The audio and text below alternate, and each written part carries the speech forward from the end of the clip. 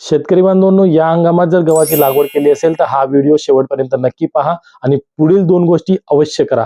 शेतकरी बांधवांनो, नमस्कार, मी महेश गायकवाड आपलं आवडत्या YouTube चॅनलवरती हार्दिक स्वागत करतो।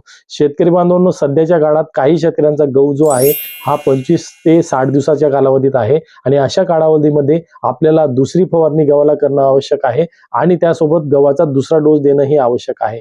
कारण की गव्हाला चांगले फुटवे येणं आवश्यक आहे, कारण की हा गहू जो आहे हा उंबीच्या पहिल्या अवस्थेत असल्यामुळे चांगले उंबी येण्यासाठी खताचा डोस देणं महत्त्वाचं आहे। आणि बऱ्याच पिकांवरती टेम्परेचर वाढत असल्यामुळे रस शोषक करणाऱ्या किडींचा प्रादुर्भाव वाढत आहे, बुरशीजन्य रोगांचा प्रादुर्भाव होऊ शकतो। अशा रोग आणि किडींचा अटकाव करण्यासाठी आपल्याला दुसरी फवारणी आवश्यक आहे। तर दुसरी फवारणीमध्ये आपल्याला घ्यायचं आहे, काही शेतकऱ्यांनी जर जीए आधी घेतला नसेल तर ते जीए घेऊ शकता। जीए 0.01% जे पेशी विभाजनाचं कार्य करतं, फुटवे अधिक आणतं।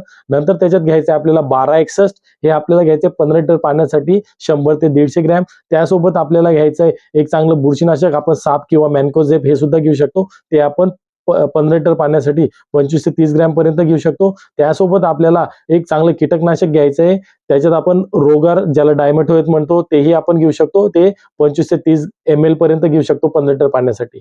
शेतकरी बांधवांनो, दुसऱ्या डोस मध्ये चांगलं जोमदार पीक होण्यासाठी आणि उंबी चांगली पोचण्यासाठी आपल्याला द्यायचा आहे। बरेच शेतकरी दुसऱ्या खताच्या डोस नंतर डोस देत नाही, त्यामुळे आपल्याला चांगला खताचा डोस द्यायचा आहे। याच्यामध्ये आपल्याला द्यायचा आहे मोनोझिंक 33%, दयालचं येतं ते चांगलं द्या, 10 किलो घ्या। नंतर त्याच्यात आपल्याला 10-26-26 किंवा 12-32-16 ही एक बॅग घ्या आणि त्याच्यासोबत आपल्याला अर्धी बॅग युरिया द्यायचा आहे आणि ह्युमिक प्लस ॲमिनो आणि फुलविक असलेलं आणि ट्रेस एलिमेंट असलेलं कनक प्रधान हे जे दयालचं आहे ग्रॅन्युअल, ते आपल्याला घ्यायचं आहे 8 किलो। याच्याने आपल्याला गहू जोमदार होऊन जाईल, फुटवे चांगले येतील, उंबी चांगली येईल आणि उंबी चांगली आली तर दाणे निश्चित वजनदार येतील। तर अशा पद्धतीने आपल्याला दुसरा खताचा डोस आणि दुसरी फवारणी ही आपल्याला अवश्य करून घ्यायची, जेणेकरून आपलं पीक निरोगी राहील आणि गव्हाचं उत्पन्न यावर्षी जोमदार येईल।